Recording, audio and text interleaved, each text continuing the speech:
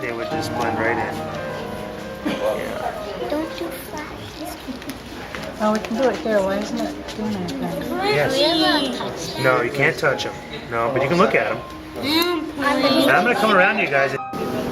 Alright, so what you're saying is a bunch of loggerheads, kind of the darker one that you see there is a green. These are the ones that came from Juneau that you normally don't see during the tournament. So you guys are pretty lucky. When my colleague called me, I didn't believe her at first. Keith has is the 6 leatherbacks that will also be released.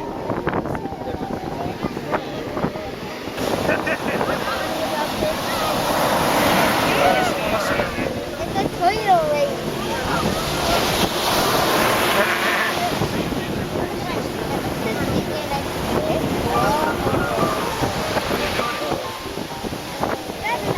Like I said, if the water comes up, which it still might, just stay as still as possible, please.